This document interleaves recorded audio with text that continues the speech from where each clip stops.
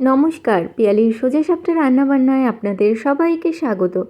আজ তৈরি করব ডুমুরের একটি রেসিপি।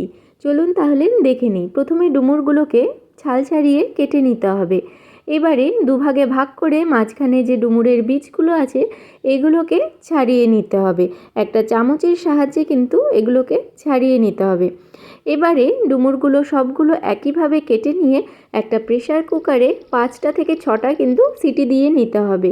মশলা তৈরির জন্য আমি এখানে নিয়েছি 2টো পেঁয়াজ, 5 থেকে 6টা কাঁচা লঙ্কা, একটা টমেটো, 1 ইঞ্চি আদা আর 4 থেকে 5 কোয়া রসুন। এবারে তেল গরম হয়ে আসলে ওতে দিয়ে দেবো শুকনো লঙ্কা আর জিরে ফোড়ন, আর দিয়ে দেবো একটা মিডিয়াম সাইজের আলু। আলুটা একটু ভাজা ভাজা হয়ে আসলে ওর মধ্যে মশলাটা দিয়ে কিন্তু আমাদের কষিয়ে নিতে হবে। এরপর এর ওপরে দিয়ে দেবো হলুদ গুঁড়ো, জিরে গুঁড়ো, লঙ্কা গুঁড়ো আর ধনে গুঁড়ো। এবারে মশলাটা কিন্তু ভালো করে কষিয়ে নিতে হবে। এই সময় কিন্তু আলুটাও সেদ্ধ হয়ে যাবে এই মশলা কষানোর সাথে সাথে।